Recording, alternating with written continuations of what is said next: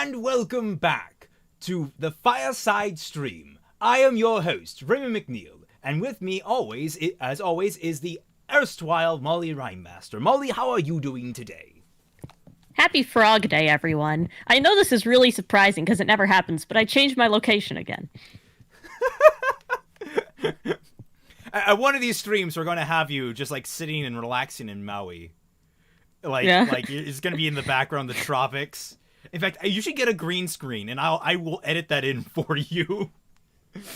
I mean, this is I don't know when I'm leaving this location and then going back home, but yeah, that's going to be a surprise for you as much as it is for me. Yeah. Where I am next. It's not like I'm moving around too much. I'm going between 3 separate locations that are all within the same, 200-mile stretch. Well, for today's Fireside stream, we don't really have any direct Ruby content to cover anymore. We did, however, at the end of our last stream, challenged our viewers to a writing prompt. And that would be a character study of some sort, so that we could get a feel for writing characters and how to do it. And I was going to write up a whole diagram on how the flow of writing a character works, but I was lazy and forgot to do that. Oh man, I forgot to do that too. Who's first? Is this stars? I recognize the character names. I believe if you could actually keep track of that for me, in our pinned comments, it should be. I have them in order of the pinned comments. Yeah, this is stars. Hi, Star. Now, let's actually first reflect a little bit on what a character study is. It's really hard for me to eloquate. Mollie, do you have a better way to word what a character study is exactly? Well, when I think of a character study, I think of focusing on a specific character going through kind of an abnormal situation in their lives, because I always think that character, as a concept, you have 3 separate phases to character at all times: past, present, future. So you have the past, which is their backstory. Backstory influences the present. And then the present influences the character's actions and therefore their future. So a character study is kind of focusing on that cause and effect and just kind of showing a deeper aspect to the character than what is already presented. It is mostly focusing on the kind of emotional and kind of just, you're really digging in there, I guess is the best way to say it. Yeah. So I mean, she really got into that there. The essence of just trying to just nail something about the character. Typically, just the one aspect of a character that you just kind of want to. Well, it depends on how big it is. Like a character study that's like a whole film kind of nails multiple aspects of a singular character. Meanwhile, a short story like we asked for like 500 words or less, something around there. Is usually just about one tiny aspect that you can kind of just grasp onto, or one very noticeable one, something like that. Yeah, I'd say an example of a show that's just entirely a character study is like iRobot. I mean, you can't, that show is. You can't be on the you internet. Could have you can't be on the internet post 2019 and not mention Joker. That entire film is a character study in just a lunatic. Yeah, I mean that too. That's basically the essence, which is that you're focusing on the person rather than a larger overarching plot. The character really is the one driving the story, as opposed to them just kind of being thrown around by it. Forrest Gump is actually a pretty good example, although it kind of in a weird contradictory way, because he's thrown around a lot by the plot, but it's always about his reactions to things. Yeah, Mr. Robot, not iRobot. Sorry, it's a Friday. I'm not thinking. You know the one I'm talking about. Yeah. I get confused with names. I don't know who I'm talking to. Where am I? All you know is, I don't know who I am or why I am here. All I know is girlfriend in chat, and I must kill. All I know is girlfriend in chat. All right. So without further ado, let's dive into these and see what we can pick apart, shall we? So this is from Star. So let's start out here. Yeah. This is I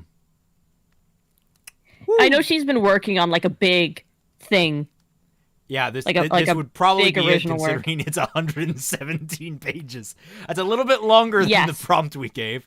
I'm not entirely sure. It's okay, guys. It's okay. Are you guys free the next 20 hours? Star, is this a character study, or is this just a straight thing you threw to us to look into? We'll wait for your reply. Because if it's something to look into, I can add it. Because I have a kind of a we have things in the back of the queue, and we'll put it to the back of the queue for just general review. We want to hit the character studies first, then we'll get into general stuff, because from the general stuff we can then spin off into specific things. So like kind of focusing right now on characters, but maybe we find something in your work that's more like a more plot related or more setting related. Oh yeah, this is just right. her gigantic fanfic. Okay. Okay, we'll just move this. How many words is this? 36,000. Yeah. Not bad. Not bad. Not See, bad. My current work... Star. I know that Star is a good writer, so we'll definitely get to this, but we want to get through the prompts first. Let's see. What is the second one? We have Anime AK 116. Anime AK, okay, 116. All right, so here we go. The deserts of Vacuo, Kandar mountain range. Bodies litter the floor of the happy huntresses from Mantle. Okay, first Misspelled, sentence. But having some issues let here. the bodies hit the floor. Let the bodies hit the floor. No issue with the happy huntresses unless it's Fiona. If Fiona's in there, I will kill you. Well, what could be assumed to be bodies, as their bones, uniforms, and equipment lay broken and scattered. A man with a white cloak and a red inside kneeled down over a pile of scrap cloths, using a hand to brush away the ripped and torn cloth to find the name of Robin Hill. He just shakes his helmeted head side to side in disappointment. Tossing the name tape aside, he couldn't help but feel like he was sent on a death mission. Then again, from what he had heard, Hill was incompetent as a leader and a lying opportunist, so he wasn't surprised by the fact that she had a team of idealistic huntresses she would stand no chance against a grim horde. His gaze looked up the trail further. Though this felt more like an ambush, and crossbows wouldn't do any good against grim armor unless they were newborn grim. He then pulled his revolver from his right thigh holster. Okay. 10 out of 10. Best submission. Robin's dead. Yeah, I mean, yeah, that's already a plus in my book. But we got some issues here. First of all, mantle is misspelled in the first sentence. There's no space between it and well.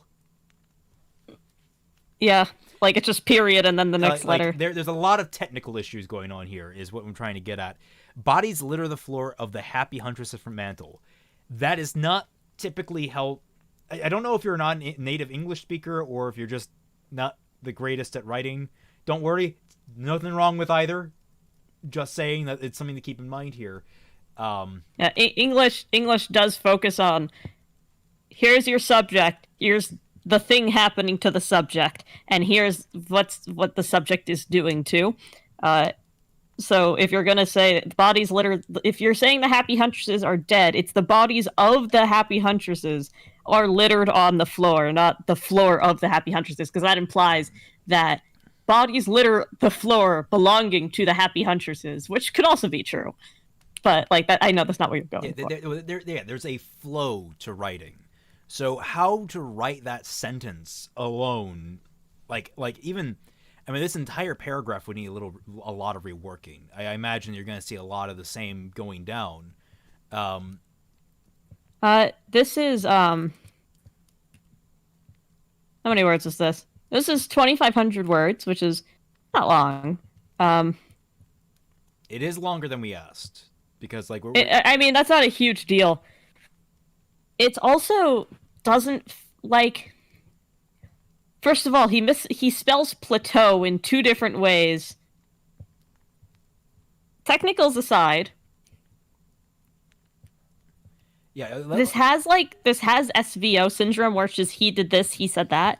A character study should really be just getting into the nitty gritty of the person. Looking down, I see a lot of like he pressed the function of his helmet, and he saw this, and he saw the creature, and Yeah, the creature. That's not a character study. That's just things happening. That's describing the character and what he's doing. You're not describing how he's doing it, why he's doing it. You're not giving us his commentary on why he's doing it. You're not giving us a look into his voice. So, to kind of give an example here, if I had a character going, it was like, bodies littered the floor, the happy huntresses, that sham group from Mantle.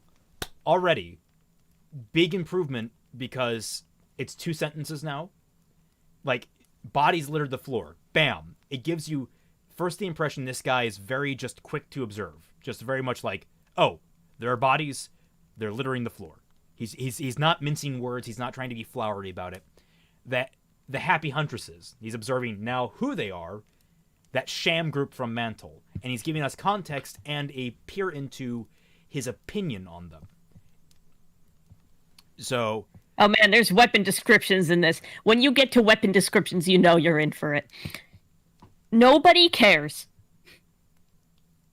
Like, that's a thing I really try to hammer in on this stream, is that nobody cares about the what rounds the weapon fires, what it's called, what the munitions are, how many. Nobody cares.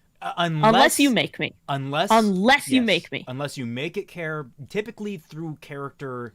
Like, for example, the was it that famous Dirty Harry line? It was like the 457 Magnum or something like that. The 357? Yeah. The 357 Magnum, most powerful gun on the planet.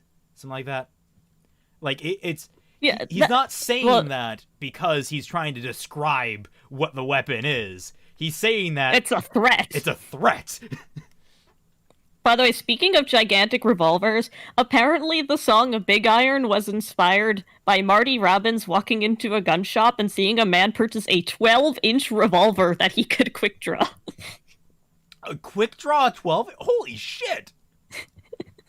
Like, for those who don't know, a revolver is usually like this big, so a 12-inch revolver is like that long. I have a ruler right here. and this man is trying to pull it out like... Like, imagine drawing this from your hip. Just like... Bang! I almost cut myself. Apparently the dude was like 6'4", so that kind of checks out. Yeah, okay, I could actually honestly believe that. The man actually has the like... length the man was ironwood. But yeah, so there's this part down here where I can't like I'm at like page 4 where there is starting to be some dialogue. A character study should generally be dialogue heavy, and I don't just mean that by out loud. I mean the narration should be kind of like that should kind of be dialogue. Also, okay, my volume's loud. Can you turn me down? Oh, okay.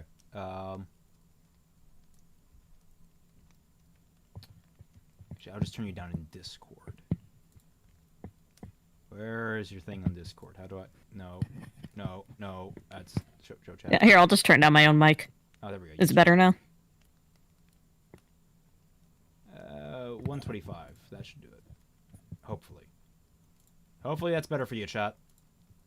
Yeah, sorry guys, we're not professional here, and I talk very loudly. She's not bringing the ukulele, guys. You don't need to worry about that.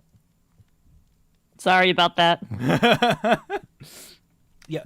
So yeah, she's right in that a character study, like, I mean, I guess it really can. You can write it very cold. You can write it very much like an absolute statement of fact that these things are happening. Like Frontier's John Wick was kind of character study-ish because you have the narration that is from John Wick's perspective of him, like you see how he analyzes a situation and you see how he thinks through things. That is kind of a character study. It's not the point to that story, but it's a very good way of telling a story. Yeah, because it brings the character to life. When you need to imagine how it's not how do I write this scene, it's how is this character experiencing this scene, how is he describing this scene. So like he walked into what looked like a rave club, and I experience this when I write too, where I have, oh, it seems this way, it looks this way, that should be used sparingly for when a character is a little less sure. Like something I like to do is if you have a character and they're talking with their best friend, it should be like he looked at her disapprovingly, you know, his tone got serious. But then when she's talking to someone who's like not as close, it'll be like it'll be like, it seemed like he seemed kind of distant about it. He seemed like he wasn't like I think it should be used to kind of show relation as well. Yeah, yeah, especially when interacting with characters. Walked into what looked like a rave club. I guess maybe that's actually probably best to be like he described the place as like that's a hard, because I'm only kind of cherry picking here at this point. I you could do something like the bright lights, like the searing lights and the overpowering smell reminded him of the dank rave clubs he attended back in his hometown. Yeah, like something like that would flow way better, and it would definitely give a picture of who this guy was, that he visited these places. So let's see. I want to look into dialogue a little bit, because I am a big guy on dialogue. I love me some good dialogue. So let's see. My friend, you have returned. He then looked at a couple with a crying woman. So couple with a crying women. Oh wow, that is plural. It's a plural singular. That is very impressive. You don't get many of those these days. Again, I don't think we should make fun too much because I haven't seen in the chat. I don't know whose this is as far as the chat names go. This could be someone who doesn't speak English as a first language. I know. Look. If we make fun of you, it's all in good jest because we find it funny. Like is a rave club a thing? I'm not sure it is. Oh, you poor soul living, you naive soul living in like some mid-sized city in the northern states. It is, unfortunately, a thing.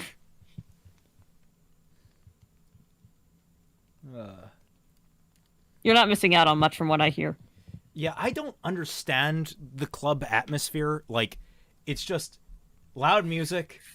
Okay, I get the dancing, but like, oftentimes the music's garbage and just. Actually, you know what? You know where rave clubs are popular? Conventions. Like the Mediterranean. Yeah, but also, have you heard the song? Is it the song Mambo? Is it Mambo? Mambo number 5? No, it's Little bit of Monica in my life. Where is it? I have it in here somewhere. I bought it because I actually really thought it was.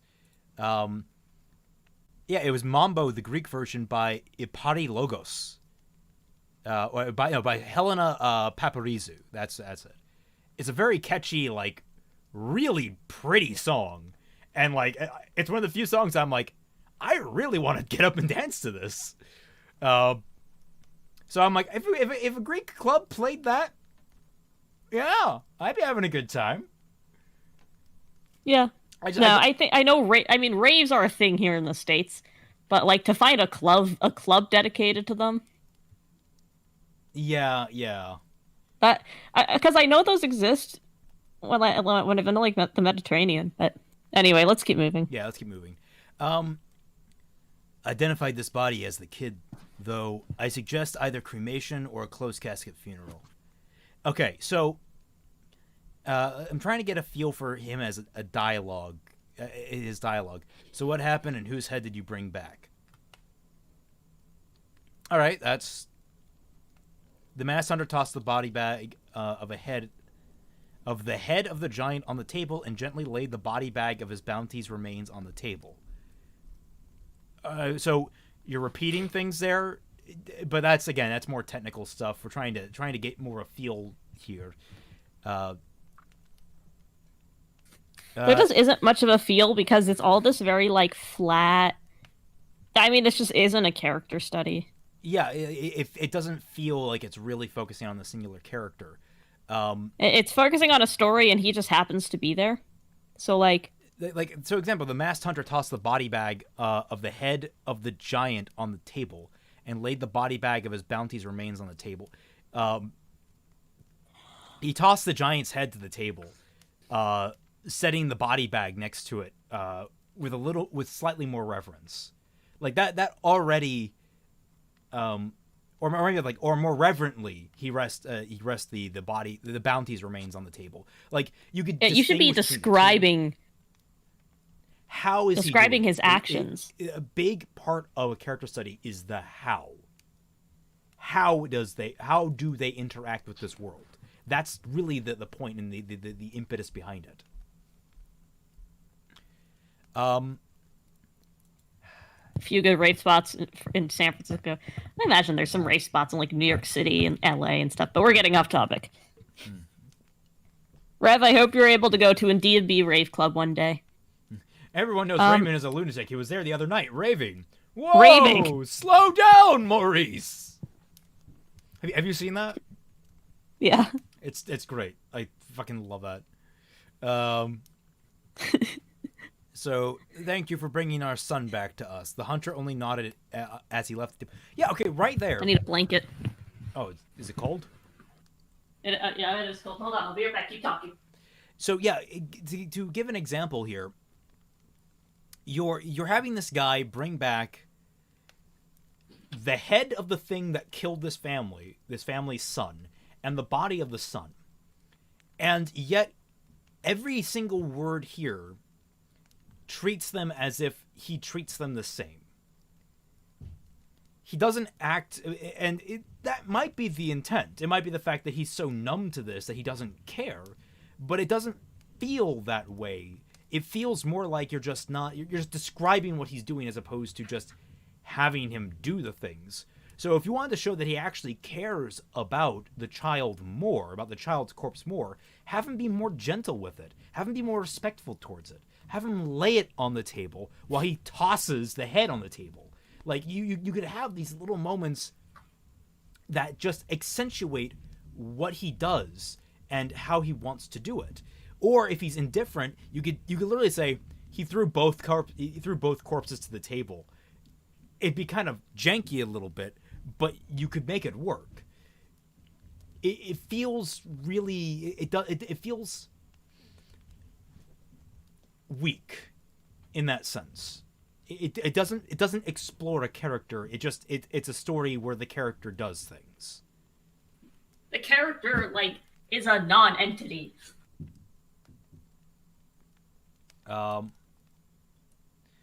Walked into what was easily a rave club in the lingering air of varying alcohol is giving it away almost immediately. That and the disco ball hanging in the ceiling helps cement this line of logic. Wait, are you describing something that happened to you, or are you trying to write out a fix to the scene? Because that was better. He yeeted the corpse on the table, smashing it into pieces. Yes. Oh my god! Can you imagine an entire character written in modern slang? I was writing I was writing something, and I needed to describe a character getting mad and throwing something in anger, and I was 1 a.m. and I was so close to writing she yeeted her sword across the room. I would only save that for the modern stuff. Yeah, I was very close to writing that before I realized what I was doing. But let's move on to another piece because I think we spent enough time kind of thrashing enemy. What was his name? And she froze. Oh, yeah. Anime. You're right. I am froze. It's cold. Anime AK-116. That's who it is. I feel kind of bad harping on it, so let's not harp on it much longer. Let's go to Alpha Omega Beta Sin. Okay. This is. I hope you didn't want your name on the thing, because your name is. Is this Fireside? No, Alpha Omega. Oh, he's the one that had the download. Yeah. Which was the Raichu Master, I believe. Yeah. There we go. So we're getting a Pokemon one, which me and Molly are actually familiar with. So thank you for writing in a fandom we understand. It's Hell yeah, I love Pokemon. It's only 3 pages. Okay. Raichu Master by Alpha Omega Beta Sin. Did you know I have a little sister, Raichu? Raichu slurped up. Starting with dialogue is fun. Yeah, I love starting with dialogue. It's always great. Raichu slurped up the last of the soup in his bowl as the campfire flickered underneath the hanging pot. Out here in the desert, the lone, large, jagged rock formation provided cover from the sun's scorching heat. He and his trainer, Cole, had only a couple of miles to trek before arriving at Oasis City. They figured a good rest was in order. Setting up the campfire proved to be a hassle, but thanks to their Charmander and some dead tree branches, they managed to keep warm in the chilly, quiet night. Already, all right, this is technically sound. Yeah, this is technically sound, and we're getting little bits of character. It's not super big ones, but it's, you don't need to drop super big ones. You don't need first. to drop super big ones. It's very, very. I mean, typically subtlety does go a long way in terms of character studies. So they figured a good rest was in order. That displays already. This is not like they're not rushing anywhere. There's not really an intensity to this scene. This is a more relaxed scene. It conveys so much in that just single sentence because it gives us a sense of tone and placement. And then it's setting up the campfire proved to be a hassle. Like they had an issue with it. It's simple as that. Though that's I don't know. Maybe I'm pulling for that one. I'm pulling out. So Cole set his plate down next to him, leaving it half empty. She would have loved you. Then again, she always loved Raichu's. Raichu licked his lips as he saw his trainer stare into the fire. You can probably cut that down a bit. Raichu licked his lips as his trainer stared into the fire. It can be kind of inferred from the fact that we're seeing this from Raichu's point of view that he's the one seeing this happen. That's always a very tricky part of third person limited, is conveying what the character is seeing and what the character isn't seeing. You can easily wind up accidentally slipping into third person omniscient, where you just have everything described going on. You kind of get like a bird's eye view of everything happening by accident.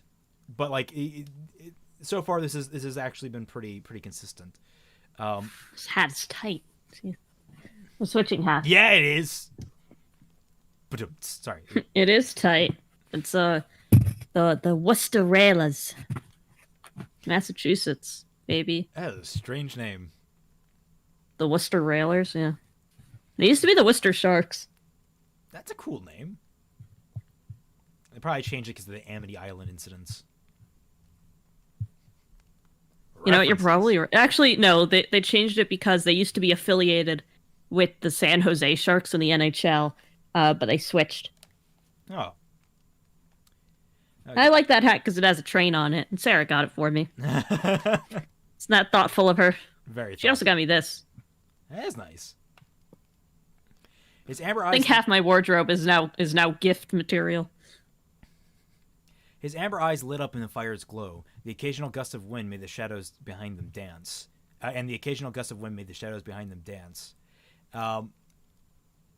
You could probably. I mean, I would probably word that slightly different, but that's completely functional. That's completely fine. It's a little flowery for my tastes, but She always wanted everything with Raichu on it. Raichu backpack, pins, Raichu posters, Raichu plushies. If it had a Raichu on it, she'd want it.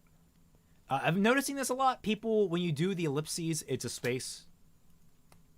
yeah, it's punctuation, so there It's is punctuation. a space after it. It's like a period that doesn't end.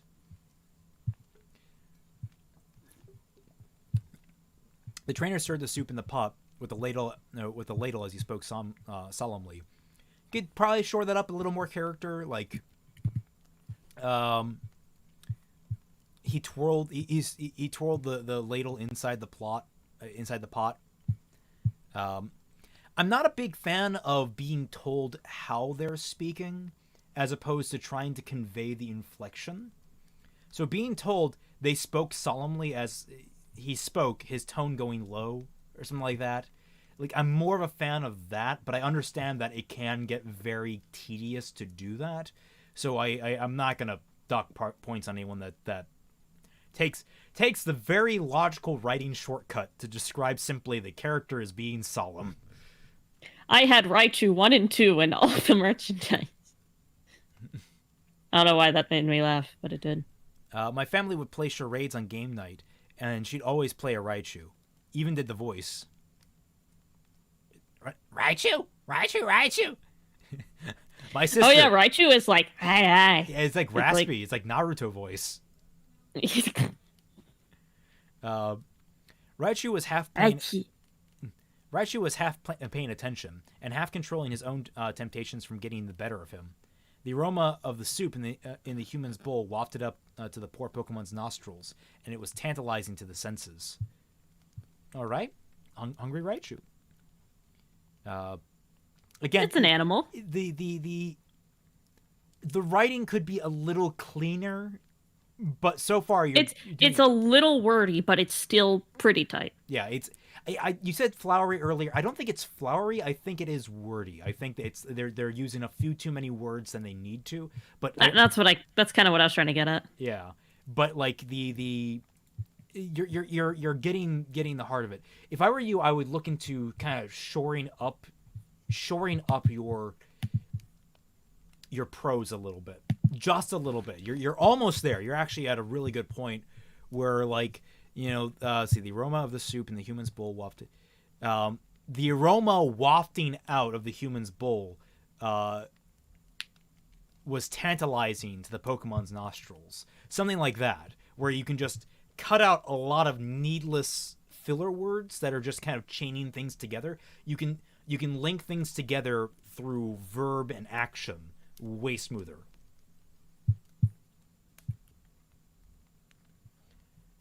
Yeah. Also, this is a personal thing, but I really hate it when they're like, the human said, when it's like an animal's involved. Like, dude, I know it's a human. It's okay. I don't mind that. It does. The problem I have with this is it kind of it disrupts flow a little bit, because it's not. We're not used to seeing it in that phrasing. It brings me back to those like Facebook posts where it's like the picture of somebody's ugly ass dog, and then they're like, "Oh, Sniffles wants humans food. She doesn't understand." Like, those posts, right? Yeah. I mean, okay, the funny one is when you had that like dog that was leaning up on its rear haunches, like trying to get at this guy's soup bowl as he's picking outside. It's like, Dobby wants some clothes. That's the one I actually like. Also, the one where it's like, if you're in our house, you better get used to dog hair, and that we love them more than we like most humans. Like, shut up. What I would do, try and come up with like a unique word or a unique phrase to describe humans from them, like the long legs. Well, you don't have to do that. You could also just say the trainer, because that's how. I could see that, but also I have a thing against like repetition. So using it like the trainer, and then later on the trainer, and then that's within like one paragraph of each other. So I can understand the want to use a different word to describe them, because I am all against all against repetition of words unless you're using it for a specific purpose. And also, hi, anime guy. Yeah, it's going good. How's it going for you guys? Silly baby speak about your pet wanting something. Yeah. Yeah. Although, By the way, you doggo hecking boofers types, you're not free from this either. You also need to stop. You are on a list. though I will say, my cat is a handsome lad. That's fair.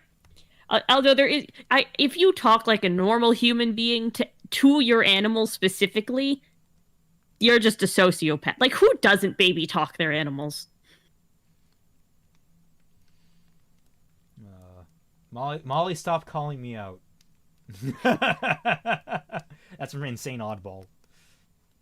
It's like what I've been obsessed with this like YouTube channel called of this cat named Thurston Waffles. And the owner just talks like, express your feelings.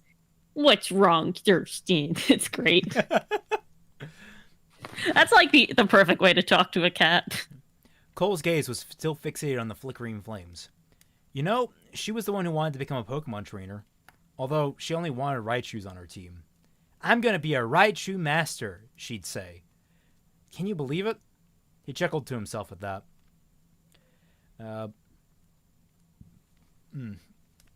Okay, so slight grammar thing here. That was the way that sentence ended. And this is something that I had a pain with, that I got in a huge argument with an editor over, is having things like he chuckled or they chuckled or what, she chuckled or whatever, being used as a description for talking. Like, can you believe it? He chuckled, as opposed to, can you believe it? He chuckled, if that makes any sense. And I had like you don't chuckle out words. It's like a thing you do. Well, unless you're Kamala Harris. Okay, that's fair. Actually, no, I do, because that's the problem is I actually do talk like that, where I talk through I talk through my laughing. Well, yeah, but that's like a different thing than talk, sad laugh, you know? But I find that most people, it's more of a gradient. People don't usually talk like, yeah, my sister, can you believe it? Ha ha ha ha ha, or something like that. It's simply like, can you believe it? I know, but it's like... It's like, I can imagine here, it's like, can you believe it? like it immediately flows into it. And that's usually why I would have written that way. I ultimately caved and I started writing it more correctly, but I understand this need. You were gonna say? No, I was just kind of trying to articulate what you're talking about. Not wanting to disturb Cole's heartfelt storytelling. Stop. Don't use the word heartfelt. Don't be like, trying to describe someone as genuine is a very risky proposition for so many reasons. And it's a personal gripe, because it always feels like, oh, they're being heartfelt. How the hell do you know? Like, there are some damn good actors out there. Also, it's a Raichu. Hey, look, Pokemon are freaking smart, man. I know, but like... I mean, like, one of them is a god. Literally god. And if you believe in him, you start beating up people from the Kalos region.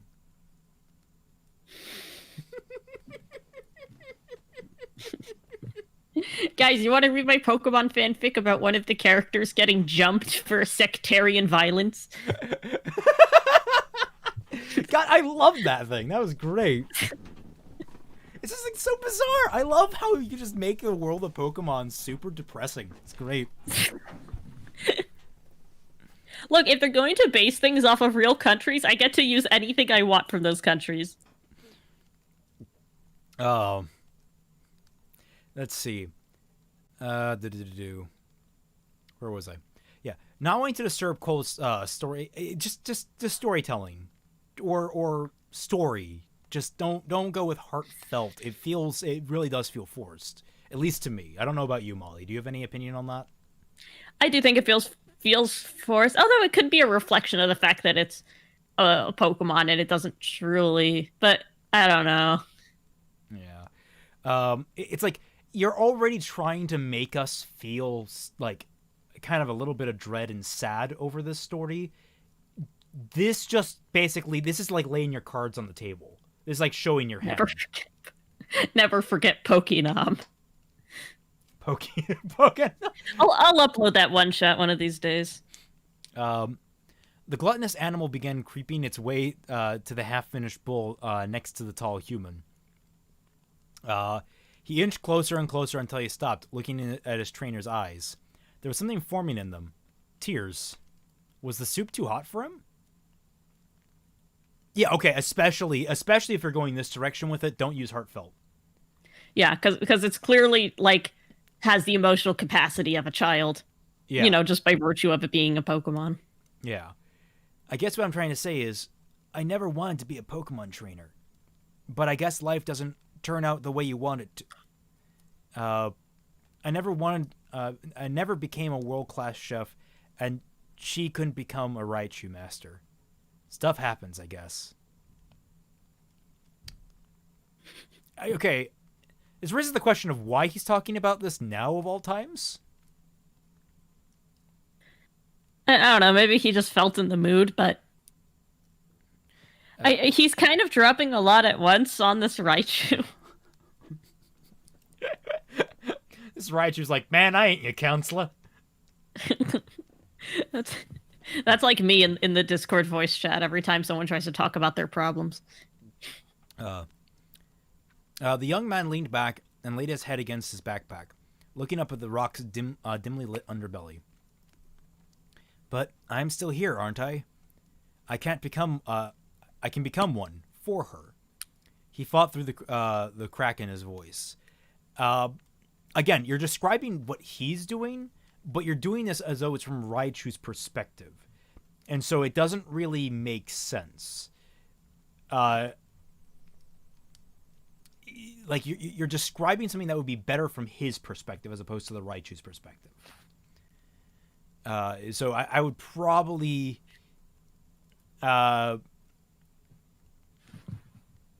maybe something like there was a crack in his voice, but with a swallow it vanished. That kind of thing. You know, it's something describing what the Raichu is observing as opposed to what he's experiencing. Maybe not a Raichu master, but something close, right? Sure, I probably won't ever reach my dream, but I can reach hers. If I don't, she'll hate me for life. His expression changed from a soft sadness to a hardened determination. Again, you're telling us what it is as opposed to showing us what it is. Show, don't tell. Dr. Raichu Therapist, the sequel to Detective Pikachu.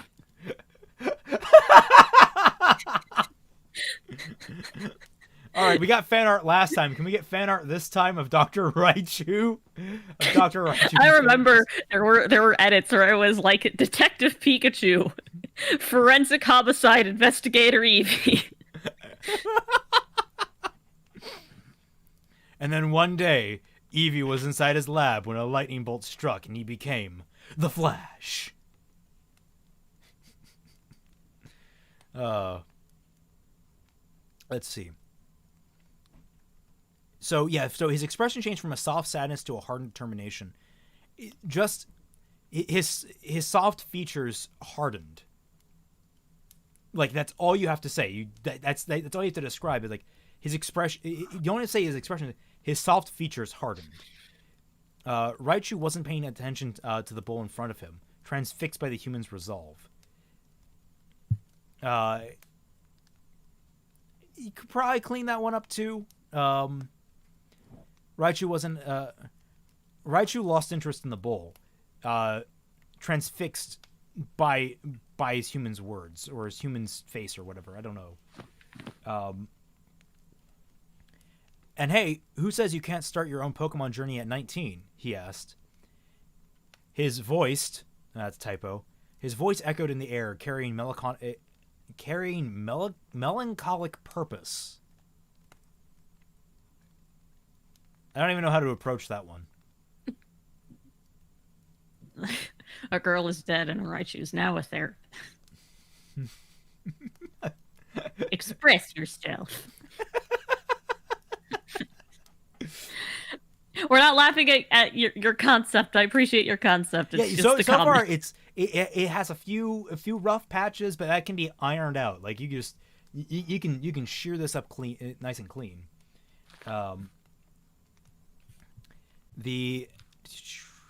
After a moment passed, Cole grabbed the sleeping bag beside him, opened it, and tucked himself in, using his backpack as a pillow. I don't know if you could probably shore out a little bit of that interaction. Just say he opened his Cole opened his sleeping bag and tucked himself in. You could just slip that in pretty easily. Good night, Raichu. We got a big day ahead of us. After a soft yawn, the sleepy trainer closed his eyes. The scent of the embers crackled on as Raichu stared into the soup bowl into his own reflection. I think you intended this. This was good overall. I think this was intended to be a character study of the kid, but I found it a more compelling character study of the Raichu. Yeah, I mean, you could go either way with it. I don't think this was bad at all. I think it was a good homework to the prompt. Yeah, I like this. Well, yes, this is what a character study is. You are focused, a concept of like taking just a soft kind of calm moment and then having these types of kind of harder conversations to really explore, in the Raichu's case, he is being challenged because it's a Raichu and he is not a therapist. Sorry, the comments, but he's a Raichu and, he has to deal with these like kind of intense situation. Yeah, so like that makes sense. You have the exploration of one character is expressing himself through his words. The other is expressing itself through how he listens. And that's actually a fairly healthy dynamic. That's actually a very, very strong dynamic to write between two characters. Also, I realized I forgot music. Let me just... Final Fantasy. Broke service dogs, woke service cats, bespoke service Raichu.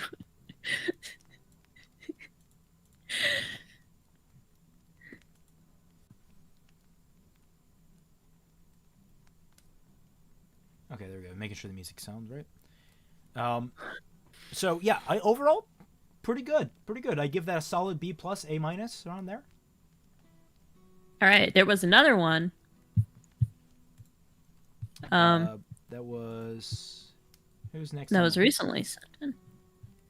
Frontier is next, and then move. All right, let's do this. Okay, let me pull that back up. We haven't gushed about Frontier enough. Yeah. Okay.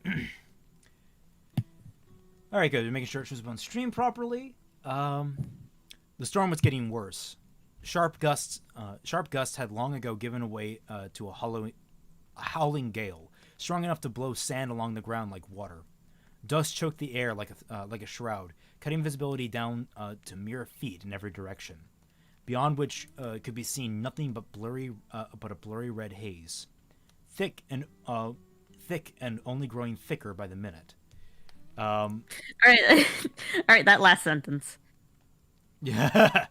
Thick. Now, you use you use a simile basically, right? It's the correct term. The simile is like. Is that correct? Yeah. Yeah. Use is two like or as. Yeah, you use two similes back to back. Kind of want to avoid that for repetition. Again, I'm big on don't repeat yourself unless it's intentional. Reuse words every few pages if you can. Space it out as much as you can. So having two similes back to back without it feeling intentional, that's the weakest part of this sentence. And then also maybe using a semicolon or maybe a colon instead of a period after red haze. What do you think?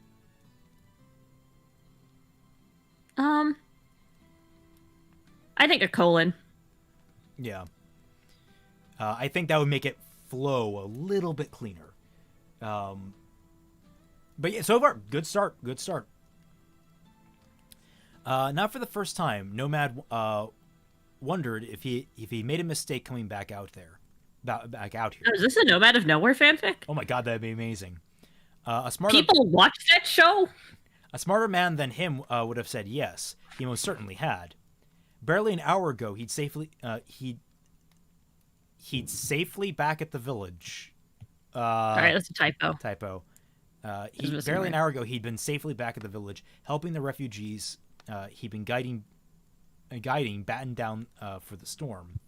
He had every intention of staying with them, safe in the communal shelter, right up until he made a final head count and realized they were one short.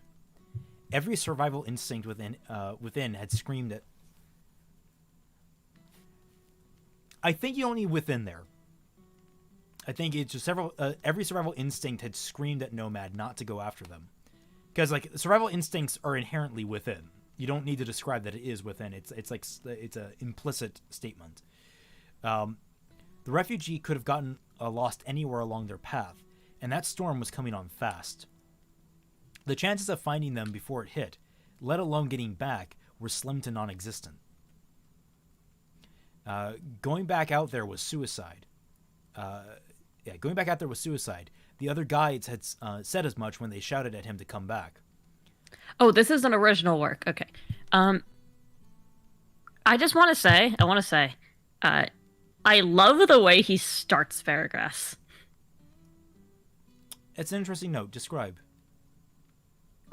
He starts with these strong sentences that really draw me in. Yeah, I understand that. That I definitely relate. He knows there's an art to hooking people. That's why I always try and start with a very strong first line in a story, because I know that the first line can set an entire impression for the book. I mean, one of my favorite opening lines that I've been meaning to get back to is, "What the hell am I doing?" That automatically sets an impression of a character and what the hell is going on in the story. But yeah, every paragraph here, you're very, very snappy of it. I like it. Steeling himself, Nomad lowered his head and pushed on through the wind. He was retracing the path the column had followed, navigating by memory alone as the storm hid any landmarks. It was a necessary skill for his calling, but one he had never truly mastered, often needing to rely on his brother for such things. His recollections on such things, again, immediately you're repeating things, and that it doesn't feel strong. His recollection on such things had always been picture perfect. And I can see there's a little bit of confusion there, because this paragraph starts referencing Nomad, but this last sentence references his brother. So it was necessary skill for his calling, but one he'd never truly mastered, often needing to rely on his brother for such things. I don't know how to fix this one. So that's the problem with good writing, is that, or really, really good writing, is that at a certain point, it gets even harder to... It becomes even harder to actually fix things, because you're like, that would ruin others. I don't know. If I were you, William, I would just sit down and rethink that last sentence. I mean, it is good to sometimes just read things out loud to yourself. Yes, yeah, that's... And say, does this sound good? Yeah, because like you're in your head, you will skim over things. So by reading it out loud, you force yourself to read things you would not have otherwise read. You have to remember that human storytelling began with oral tradition. So all kind of storytelling is based on, does this sound good when I say it out loud? So that's always a good litmus test. Yeah, especially if you're writing like a young like a kid's novel, or like a Harry Potter. Harry Potter was very pleasant to read out loud. At least because like me and my mom and my sister would read it together out loud to each other. Fun memories. Nomad wished his brother were here now, for a multitude of reasons. Yeah, I think you could actually just cut that last sentence. His recollections on such things had always been perfect. You could cut that sentence or maybe move it down into this next paragraph here instead. Nomad wished his brother was here now for a multitude of reasons. He could certainly use his help, or perhaps simply the example of not stumbling off into a storm like this. His brother had always been the smart one like that. You don't need that either because you implied it with the last sentence. Yeah. Like you're doing a good job of establishing important things. You know, we're like a page. You know, we're 2 pages in, 3 pages in, or 2 pages. Yeah. And you're giving us these like kind of little kernels of mystery about, oh, he has a brother. What's this brother like to him? What does it mean to him? Don't reveal that. You know. Reveal later or just imply that his brother was the smarter one. Yeah, I mean, like, I think you just by cutting the absolute statements, unless like you make that a repetition point where it's like he is constantly affirming that his brother was the smart one, which could lead to future subversion because when you introduce his brother, if you do, we could see through a less biased lens that his brother isn't as perfect as he makes him out to be, or maybe he is. Maybe he's a fantastic brother, and like the absolute loss of him really is that damning. Yeah, unreliable narrator. Yeah, it's very, very, very strong. So if you keep up this repetition, if you like repeat this another point where his brother had always been, his brother's recollections on things, his brother, if you have that repeated in specific sections, like different paragraphs, it forms a mental map of what this guy is like. This nomad needs therapist, Raichu. Yes. A violent gust tore past Nomad, strong enough to stagger him back a step. He desperately held his balance, knowing that even the slightest disorientation could spell his doom. If he lost his sense of direction, he might never find his way back. When the gust had passed, Nomad dropped to one knee to steady himself and regain his bearings. This was getting him nowhere fast. If he stayed out here much longer, he was going to get lost. That was simply a fact. The storm was getting so bad that soon even the best guide wouldn't be able to navigate. The smart decision would be to turn around and go back while he still could. It would save not just himself, but all the others who would otherwise perish without his skill to guide them. It was a grim choice, choosing many lives over one, but it was the best choice, the smart choice. And yet the thought of doing it, of leaving the poor lost soul to their fate, haunted Nomad. They could be not 10 feet in front of him, and neither of them would ever know it. 10 feet away from salvation, only for Nomad to give up and walk away, leaving them to die, scared and alone. He had to make a choice. Now, one thing I'll note that you're kind of missing here is that you keep referring to this as a singular. You demonstrate that Nomad has a great care for these refugees, yet he doesn't seem to describe or understand who it is he's looking for very much. You refer to it as the refugee and the poor lost soul to their fate, but you never describe who this person is he's looking for. Does he know who this person is? Does he not know? Is he going based purely on description from the people in the group? Is he being like, is he like, oh, is it a child? Is it an adult? I'm kind of getting mixed messages on what he's looking for here. So, yeah, I'm kind of confused too. And that radically changes the situation. Also, if it's an adult that got lost or an old person that got lost, it's less tragic than if it were, say, a child that got lost. Yeah. Well, don't beat yourself up too much over this because you have something really good here. You just revise it a little. That's what we're here for. Yeah, seriously, that's the big thing. Like I'm going through my my first real passover of my current work. And I will tell you, there are parts that I'm sitting there, I'm like, why did I write it this way? this is really weird, and I'm fixing things up in a way that sounds better now. I mean, that's the whole point of going back. And anime guy, whatever. My intention was for him to be cold and calculating. Well, you didn't show that or intend it, from what it seems. So, yeah, it didn't quite come across that way.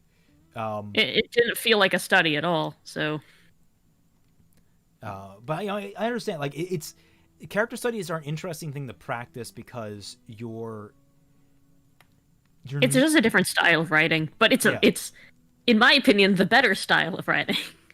Yeah, because all stories are benefit from the fact that there are characters. Yeah, your whole story should be constant character studies, unless you're doing some like Lord of the Rings type thing where it's like half the book. You say that, but I know most people would complain that Lord of the Rings had a lot of character study going on. You know what I mean? Unless you're doing some like big grand epic where you have to spend half the book explaining what the hell everything is, just do a character study. Yeah, which admittedly, I think choosing Ruby for the setting was already a problem there. Because God knows nothing of that. That's the thing, though, is that you could take like Weiss and put her in anything, and then use her backstory to influence her current actions. But they never do that, so. Yeah, it's actually why I like Ruby fanfic a lot that are AUs, because they actually have a better grasp of the characters than the actual show does half the time. No, don't encourage people to write more the most banal, like, they're in high school, they're in college, they're in a rock band.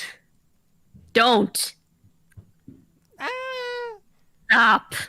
Just stop. No, if you realize I technically wrote one, right? And it was a character study on Weiss having PTSD. I know, but that's not what most of that is. Most of it's just like Blake and Yang are going into the same study group together. Let people enjoy what they enjoy. I'm going to. I'm just not going to say it's high literature. Prom you woo. I like it when people are just like, they're trying to give an excuse as to why they didn't go to prom. They're just like, well, it wasn't acceptable for me to. It's just like, dude, yes, it was. Go with your friends. There was actually a pretty decent one that I read where it was Yang was a boxer on the boxing team, and like it actually focused a lot more on like the high school boxing environment, and like at one point that's not a thing. What, high school boxing? No, wrestling is. I've never heard of a high school boxing team. There would be so many lawsuits up the ass. Was it boxing or was it wrestling? I thought it was boxing. Yeah. A high school boxing team would literally get sued to oblivion because a kid would get like a fractured neck. I mean, that's kind of what happened. Yang got the shit kicked out of her because Emerald stuffed her gloves. Which, yeah.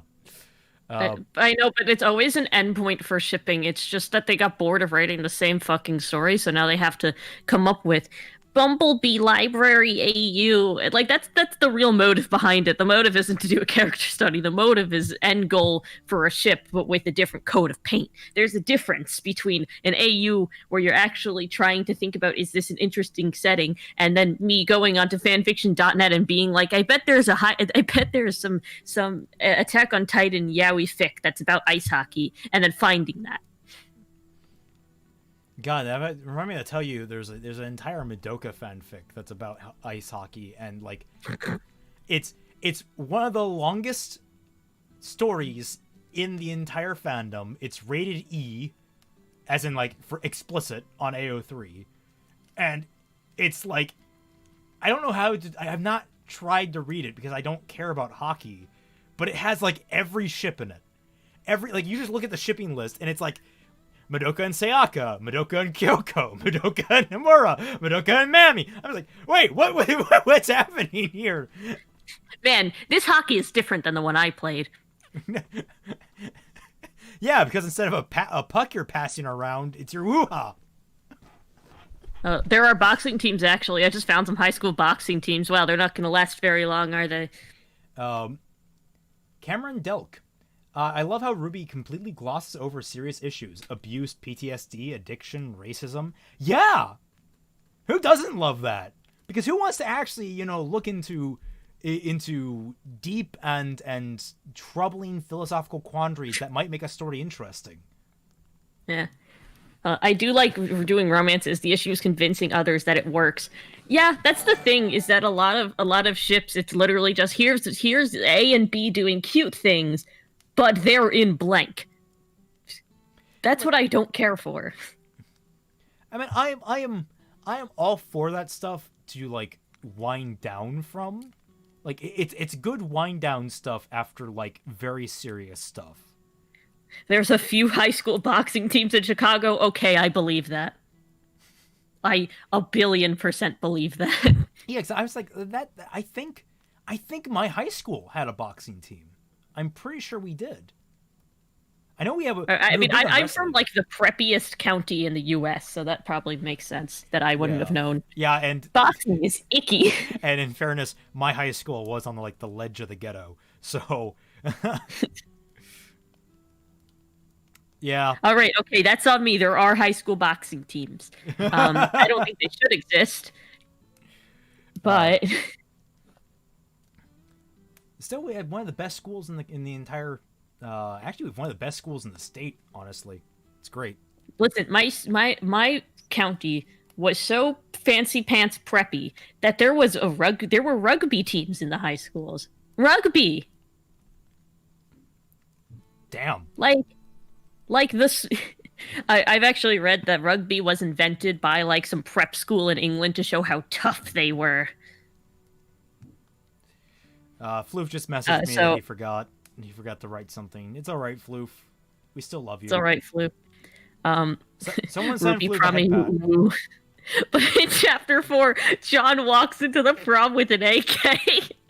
No! Fun fact: my high school had a trap shooting team. Damn, it's cool. That's a cool ass high school. God, remember when high schools used to have like shooting ranges or like the regular like gun stuff? Ah, those were the days. My college has a air rifle range. Yeah, but that's air rifles. Well, they're good. They're a lot safer and less expensive to practice with. Fair, but I'm pretty sure that like sports shooting is done with air rifles for that same reason. hmm. But yeah, so there was a rugby team because they needed to prove how preppy they were. Um, I don't remember boxing. I remember wrestling. The people that are sending me things right now, we'll probably have to get to them later, because Yeah. I can't really pull it up on stream like that. So back to what we were doing, Yeah. Okay. Sorry. because we were talking about boxing for like 20 minutes there. It feels like. Do. And yet the thought of doing it, blah blah blah. They could be not 10 feet. He had to make a choice. That's where we were. Nomad reached down and gathered up a fistful of sand from the ground. He held it out in front of himself, opening his fingers slightly to allow the grains to tumble out in a thin stream. All right. That's a bit. I guess he's like that's him focusing on what's happening. But I think you might want to shore that up to like to allow the grains. Opening his fingers slightly to let the grain stream out of his hands. I think that would be a cleaner rite. An old trick he'd been taught to help focus his mind during meditation. It would certainly be needed here. Silently reciting words learned from a lifetime of repetition and devotion, Nomad retreated into himself. The howling wind and blowing sand faded away, time stretching away into infinity as he beheld his inner mind. A place of his deepest memory and vastest thought, from the frivolous to the forgotten, from the frivolous to the forgotten, I think there's a typo there, to the secret, to the not yet had. If there was any clarity to be found, it would be found here. As he continued to chant, Nomad saw a face coalesce before him, one he recognized instantly. Though it sat in shadows, details details worn smooth by long years, he knew that smile. That's a little weird. Is that a little weird to you? Though it sat in the Read it shadow, again. Though it sat in the shadows, comma, details worn smooth by long years, comma, he knew that smile. I think it's a little weird, but I like the general structure. Like, I think it's fine. It's just uncommon language. Yeah, I got what you're going for. Just, I don't know, it doesn't flow as well to me. Half amused, half sincere, shining with all the glory of the sun itself. Until his dying breath, he would never forget his brother's smile. It did his heart good to see it now. Just as quickly as it had appeared, the face began to fade back into the eternal fog. Nomad tried to cling to the vision, but it slipped away like the sand between his fingers, gone as the last few grains blew away in the wind. With the wind. Nothing had changed when Nomad returned to the world. The same storm blowing up the same dust, forcing the same terrible choice upon him. He still did not know how to make.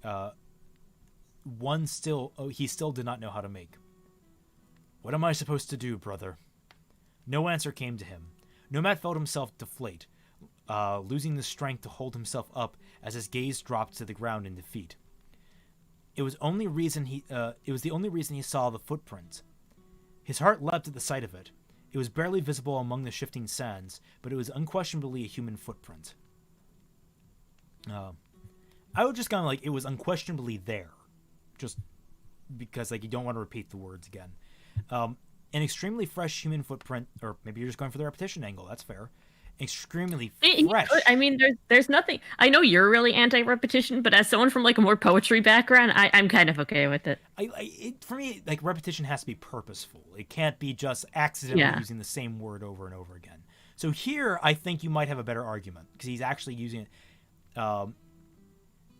I think maybe then shoring up that sentence. His heart leapt at the sight of it. It was barely visible among the shifting sands, but was unquestionably a human footprint. An extremely fresh human footprint. Otherwise, it would have already been erased by the storm. Following where the print pointed, Nomad discovered a short trail of them disappearing off into the haze. 10 feet away, indeed. His brother would have found that funny. He had always been a smartass. I think you could have ended that a little stronger. Yeah. You could have ended it on 10 feet away, indeed. I think that would have been a stronger ending. Yeah, this is definitely still a good example of what a character study is meant to be. Very, very focused on one character and his interactions with the world around him. So yeah, very, very impressive. Very, very good work, just like last time, William. Excellent work. Then who? I believe this is the last of the. There's the one I sent you, the Ruby one. Right, I'll put that up too. Like we're on, but right now we're on Moopa. Okay, let me get this open. It's weird when I go back to Discord and I see me, and then I'm just like, wow, that sure is me, and I have a bit of an existential crisis about it. So do you want to take this one? Because my voice is getting a little dry. Yeah, I'll take this one. Let me just drink. Sip. I'll just look here and look refined with my pipe. Oh no, the main character's name is Noelle. Stevenson, why? I am bigoted against people named Noelle specifically. I'm just kidding. I'll put that aside for now.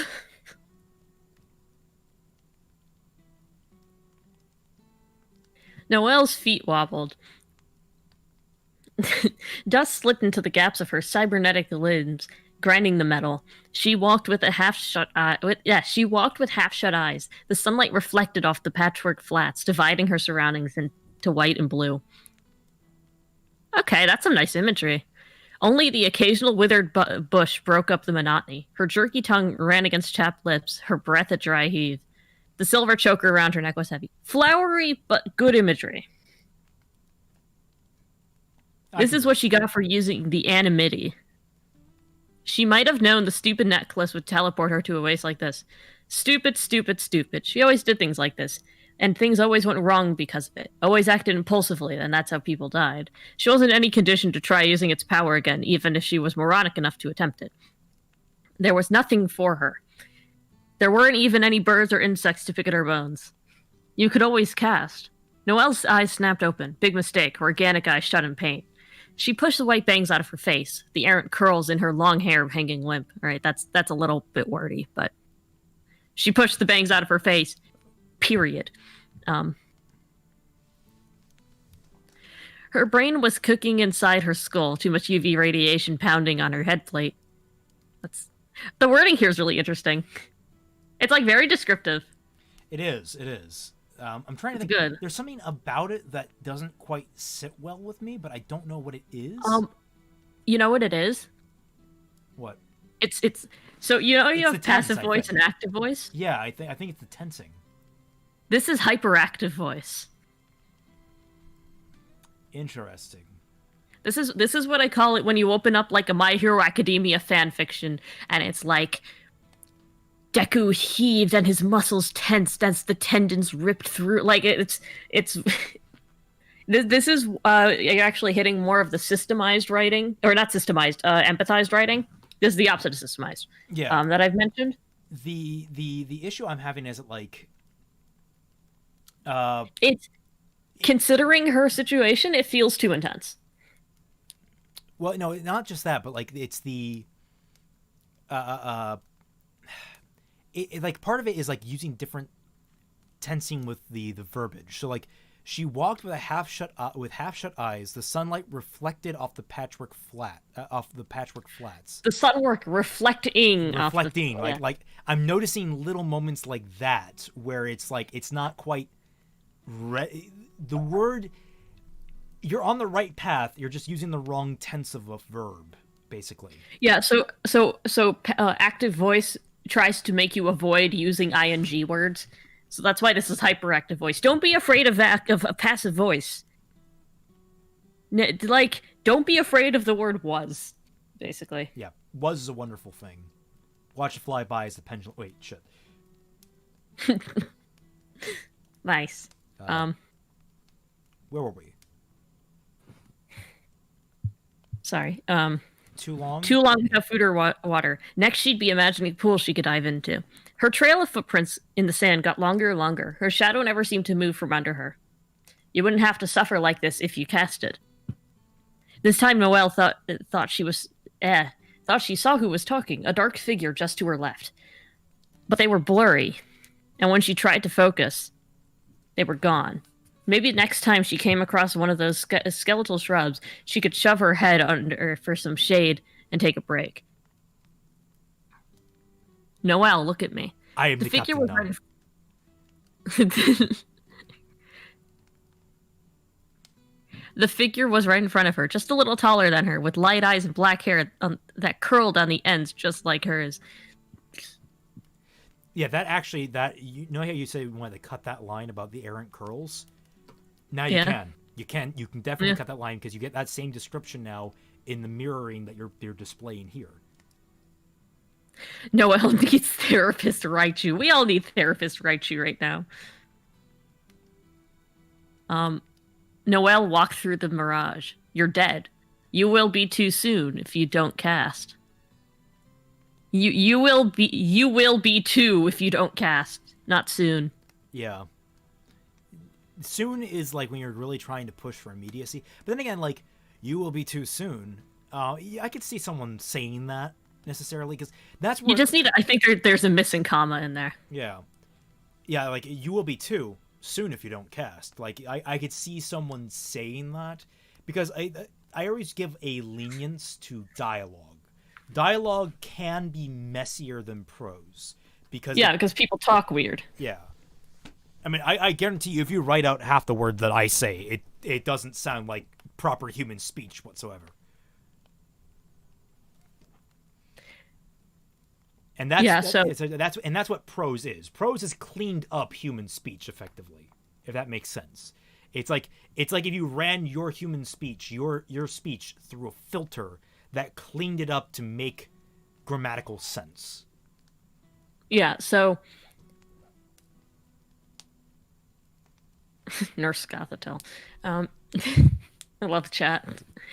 But yeah, I think this is good as a character study as well, because especially in like the kind of first part of the first page, you're seeing a lot of this very strong narration where it's really digging into the character's head. It's just the prose a little too intense, a little too active. Dial it back a little, I don't really know. cut it down. She seems stuck in a desert and in a really bad situation. I don't know if it being too intense. That's fair.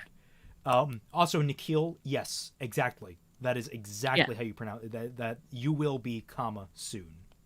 Or Yeah, no. maybe I'm just a little bit picky on that, but hyperactive voice can be a little much sometimes. Again, the first half, first page, really good in terms of like she's kind of beating herself up for it. It's just when it's like. I also really like her trail of footprints in the sand got longer and longer, because like that implies she's dragging her feet without you actually saying it. Yeah, yeah. I like stuff like that. Yeah, I'm just being picky. Okay, well, You should know why I don't cast spells anymore, why I swore off that branch of magic. The robotic half of her body marched on while the organic half stumbled. It would save your life. You won't survive otherwise. Maybe it's better that way. You wouldn't say that if Kane or Smitty were out here with you. You've already casted twice now since the accident, both times to save him. Kane isn't like me. He doesn't deserve to die. Neither do you. You weren't there, Mom. You don't know what happened. How I ruined my everything. mom. Sorry, couldn't resist.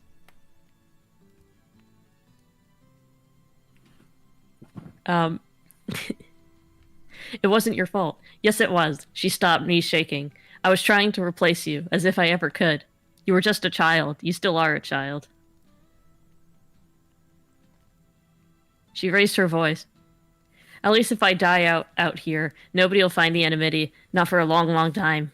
That can be the last and only piece of good I do for the world. This is might just be a me thing, but this is a little too much dialogue with nothing kind of padding it out. Like no description, no prose to help it. I don't know.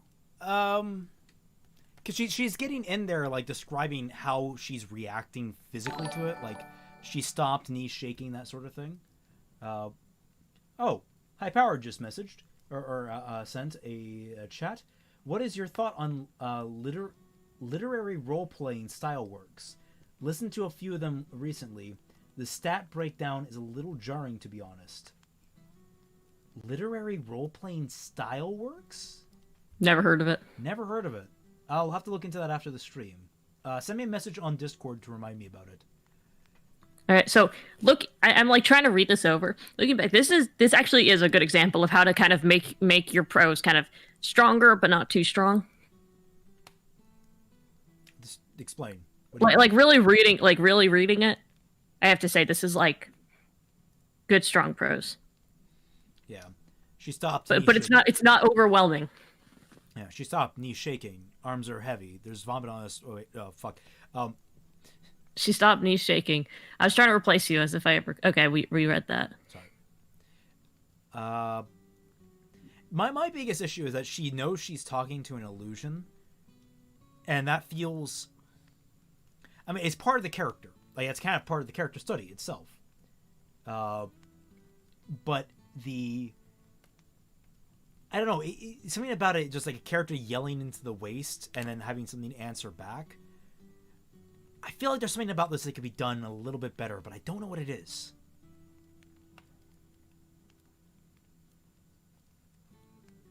Yeah, I don't know. This is really good, but it could be stronger.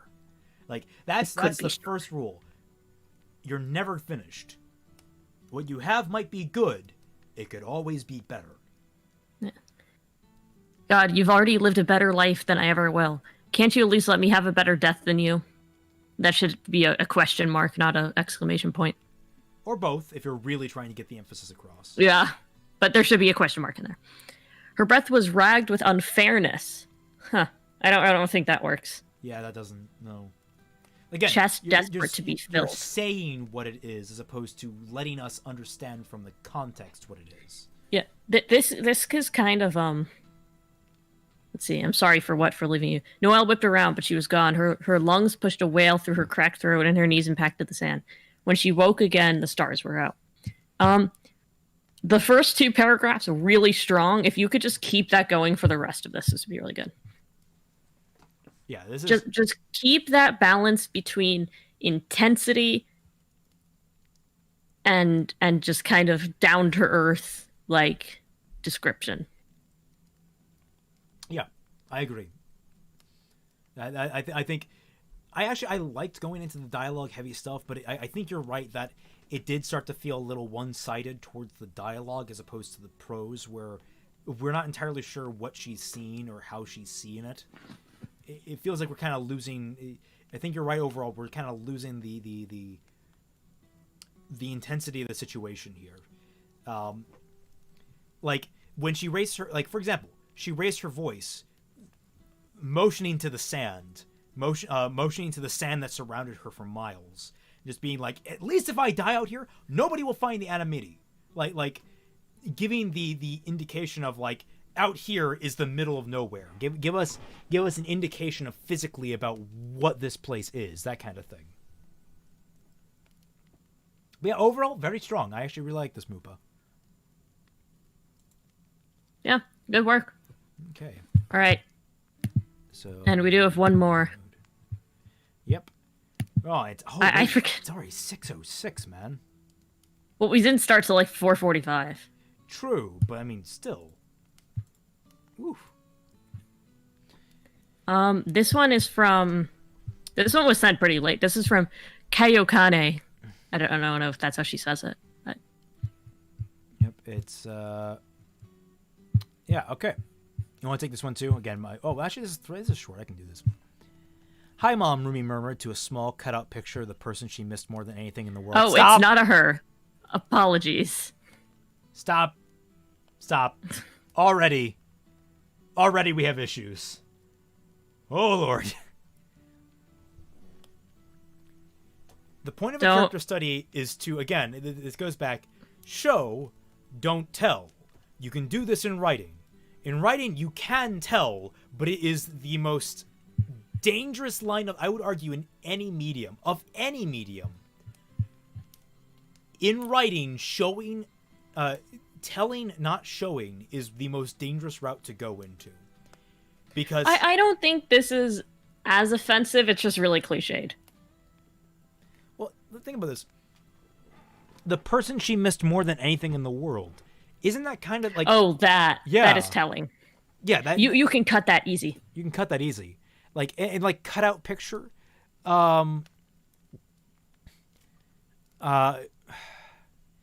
you could easily transfer this into as like, Ruby murmured, her breath reaching, brushing against the picture in her hand. Like, it gives an idea of the proximity to her face this thing is, or maybe like her words echoing out to the picture across the room, or whatever. Like, you could describe through how she's talking to this thing, and its proximity would describe to what extent she's referencing. Like, if she's murmuring to it and it's close by, that's very close and intimate. If she's murmuring to something that's across the room, it's small and distant. And you can convey so much information through those little tidbits and how that informs the character. So, like, is she supposed to be lonely in this scene? Well, then have it across the room and have her be talking to a distant image. If it's something really close by, it's a moment of vulnerability and kind of comfort of sorts, where she's like, "Hi, Mom, how's it going?" And she's like being kind of curled up on herself. Also, you don't need that comma there. That comma at the very end. That doesn't work at all. You're not flowing into a second sentence. Yeah. That should be a period. And then there should be a comma. No, that's also a period. Yeah. Also, well, what do you mean? Where's the other comma? Or was the other period? Chat in a while because it's the end of dialogue, but then I realized she's not doing it like at the end of a sentence. So Yeah, can you actually pick up on this? I'm starting to feel lightheaded. Oh my god. sorry. Ruby checked over her shoulder to make sure no one was listening as she pressed the folds of her mother's picture to straighten out further. Too much. Too much. You can. Too much. Yeah, no. I'm saying to like this. This sentence is too much. I like. Ruby checked over her shoulder to make sure no one was listening as she pressed on the folds of her mother's picture to straighten it out further. It's like, I get the intent there, but it's a little too much. It's a little overwhelming to the reader because you're just like, Try and chop that up a little bit. Try and shorten it down. Continue. Go ahead. Hello, sweetheart. Ruby's mind invented a half-remembered voice. I like that half-remembered voice. Yeah. Is everything all right? You seem distant. Yeah, I don't know, she stammered as tears formed in her eyes while she considered what she was doing. I need your advice. I lied to Ironwood, and I don't know if it was the right thing to do. Yeah, I was using the hat to refocus the camera. Oh. Anyway. Also, guten Tag, Phineas. Wie geht's? Go ahead. Yeah. Do you trust him? I want to. I really do. But Ruby paused. She thought about what she saw in Mantle and the latent sense of wrongness about it. I'm literate. Why don't you trust him? Ruby was crying to her. Okay, too much. Yeah. Just say it was hard to respond. It was hard to respond. The words caught in her throat, something like that. Yeah, it's too much telling. Yeah. Why didn't she trust Ironwood? He had trusted her unconditionally and letting her team keep the lamp. He told her his plan, yet she lied to him. Was she wrong? I can't answer that, the imitated voice stated after a moment. Ruby's hand clasped the picture hard as she failed to hold back her tears. We know she's crying. Yeah. You know, several sharp taps pulled Ruby from her sobs. Someone was at the door. Breathe in. Now hold. 2, 3. What does Penny sound like? Ruby. She sounds Ruby. Penny's soft voice drifted through the steel doors. Are you in there? Are you in there? Yeah, like that. Breathe out and hold 2, 3. Ruby repeated the long memorized process until she finally regained her composure. Then she practiced her smile, her mask, to perfection. She couldn't allow herself to break now, or she wouldn't be able to pull herself back together. Yes, Ruby. Yes, Penny, come in. Okay, I like what you're going for here. I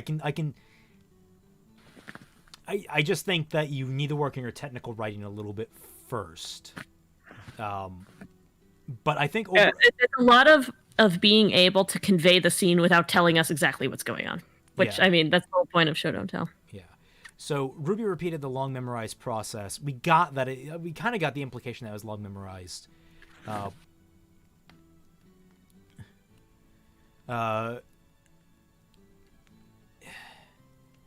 Ruby muttered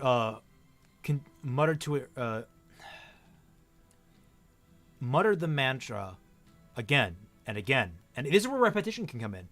Again and again and again and again. And with each muttering, her composure, her breath steadied, her and her tears dried. Like you can go into the physical, use physical descriptions to describe emotional moments. Use physicality to describe emotionality. Yeah.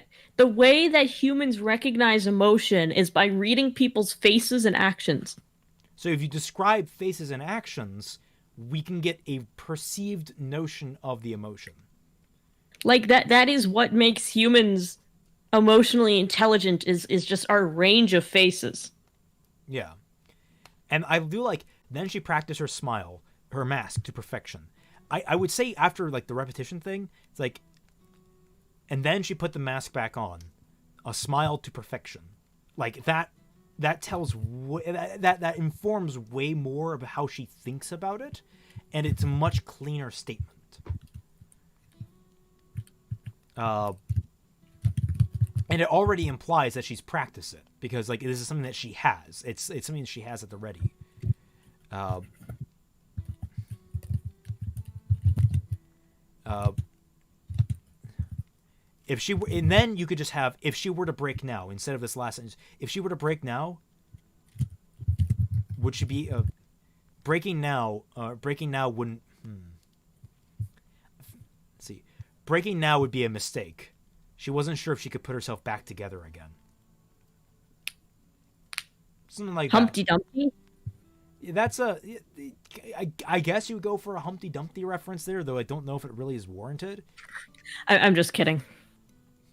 I mean, you're kidding, but like, think about Ruby as like a fairy tale mumbo jumbo. Could be.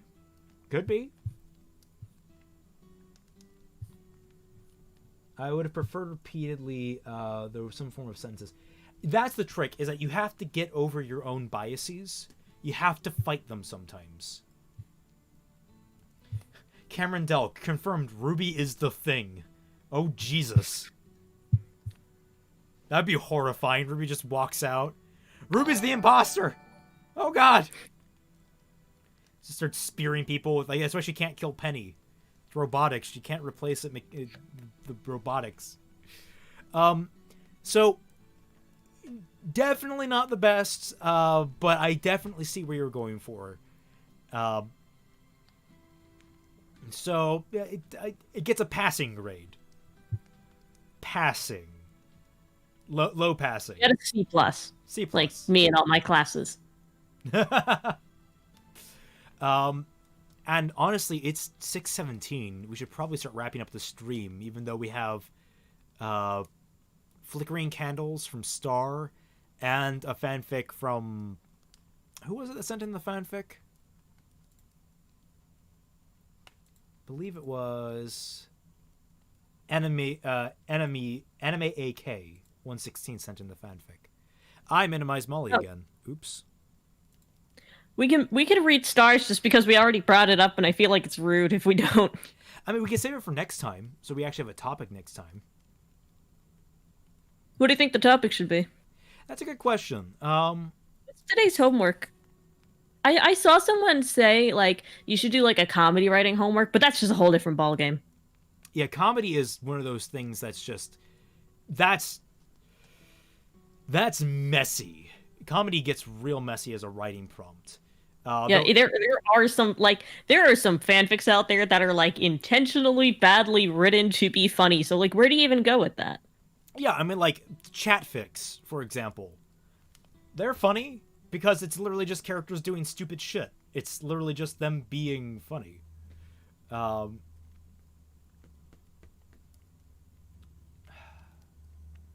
Once I finally let's see. Once I finally get around to writing, I send it to you. Okay. Next time on Fireside Chat Z. Yeah. What? Okay. I mean, let's think on this. What should we focus on? We had a lot of. Let's focus on descriptive writing next time because we had a lot of good descriptive writing from William and from Mupa. So let's focus on that. Here is. Okay. You what do you want to prompt? Okay, I just watched Steins Gate, so Murder on the Brain. But I want you guys to write a scene where a character comes across a crime scene. And it could be any sort of, it could be an arson, it could be a murder, I don't know. Crime scene. We should give them a challenge of like a crutch that a lot of people lean on. We should take that away from them.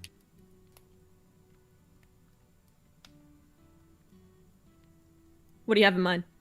I don't know, like what would typically be used during the description of a crime scene that would be very, very convenient shorthand? Stench of blood.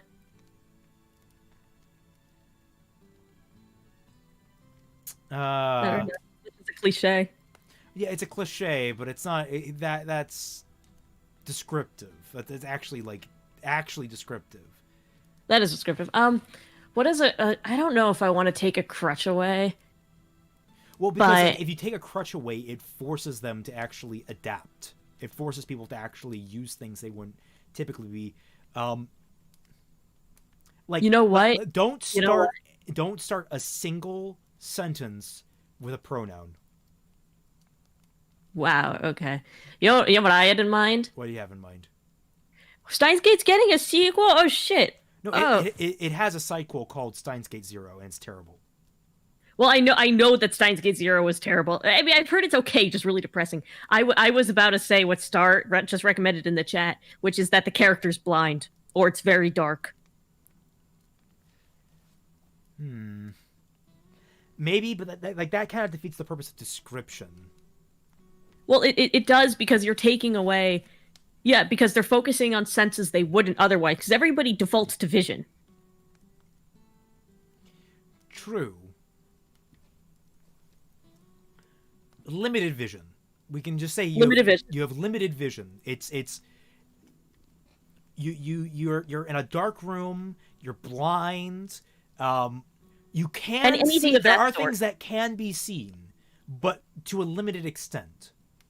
Like, it's very difficult to see things, and that's part of the challenge. So that's the writing challenge out to you people this week. You're at a crime scene, and it's very difficult to make things out visually. How you handle that? Yeah. I'm eager to see. Keep it within about 500 words, people. We it's very, very taxing on the throat to read out a lot of long things. So 500 Right, words, 1,000 maximum. Sound good? Yeah, just so we could get to other people's stuff too, because I feel bad when people send in things and we just can't get to it. Yeah, Star, we'll try to get to your thing later. Promise. I'll leave up the tab all week. Also, this Remnant of Rose thing, we'll leave it up as well. But I think, for now, that is about all we have time for. So I want to thank everyone for coming. I hope you enjoyed the show. Remember that for $1 or more, you get access to the Team Frostbite Discord server, the Tundra, where I and Molly are regular participants. If you want to get yelled at for your writing, Molly is always there to provide. It's how I pass time during classes. So thank you all so much for watching, and we'll catch you all on the flip side. Bye, guys.